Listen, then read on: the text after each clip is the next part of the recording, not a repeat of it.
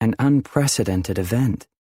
Kit Lowell just sat down next to me in the cafeteria. I always sit alone, and when I say always, I don't mean that in the exaggerated vernacular favored by my classmates. In the 622 days I've attended this high school, not a single person has ever sat beside me at lunch, which is what justifies my calling her sitting there, so close that her elbow almost grazes mine, an event. My first instinct is to reach for my notebook and look up her entry, under K for Kit, not under L for Lowell, because though I'm good with facts and scholarly pursuits, I'm terrible with names. Partly this is because names are random words completely devoid of context, and partly this is because I believe names rarely fit the people they belong to, which, if you think about it, makes perfect sense. Parents name their child at a time when they have the absolute least amount of information they will ever have about the person they are naming.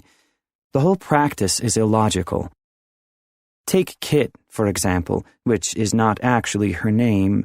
Her name is Catherine, but I have never heard anyone call her Catherine, even in elementary school. Kit doesn't in any way look like a kid, which is a name for someone who is boxy and stiff and easily understandable with step-by-step instructions.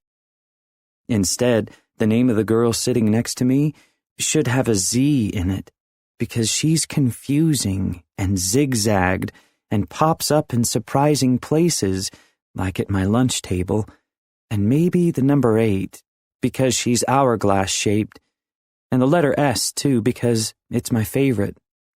I like Kit because she's never been mean to me, which is not something I can say about the vast majority of my classmates. It's a shame her parents got her name all wrong.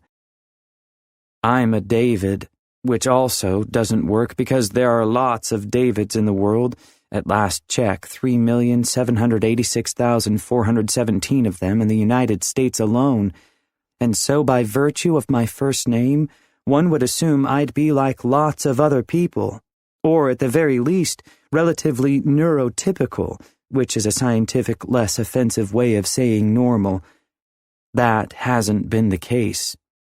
At school, no one calls me anything, except the occasional homo or moron, neither of which is in any way accurate.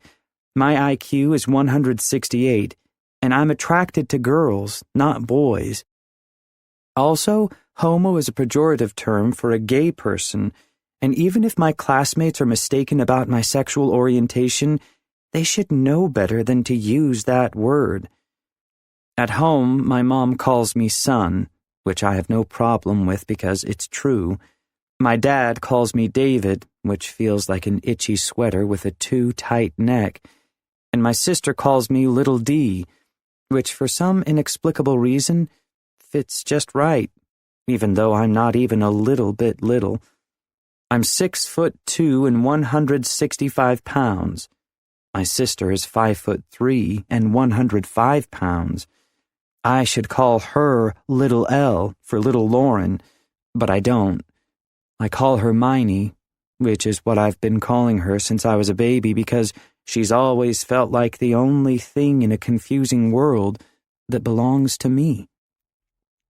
Miney is away at college, and I miss her. She's my best friend, technically speaking my only friend, but I feel like even if I had friends, she'd still be my best one. So far, she's the only person I've ever known who has helped make being me a little less hard. By now, you've probably realized I'm different. It usually doesn't take people very long to figure that out. One doctor thought I might have a borderline case of Asperger's, which is stupid because you can't have a borderline case of Asperger's. Actually, you can't really have Asperger's at all anymore, because it was written out of the DSM-5, the 5th edition of the Diagnostic and Statistical Manual of Mental Disorders, in 2013, and instead people with that group of characteristics are considered to have high-functioning autism, or HFA, which is also misleading. The autism spectrum is multidimensional, not linear. The doctor was obviously an idiot. Out of curiosity, I've done my own reading in this area. I bought a used DSM-4 on eBay. The 5 was too pricey. And though I lack the necessary medical training required to make a full diagnostic assessment, I don't believe the label applies to me. Yes, I can get myself into trouble in social situations. I like order and routine. When I'm interested in something, I can be hyper-focused to the exclusion of other activities, and fine, I am clumsy. But when I have to, I can make eye contact. I don't flinch if you touch me. I tend to recognize most idioms, though I keep a running list in my notebook just in case. I like to think I'm empathetic, but I don't know if that's true.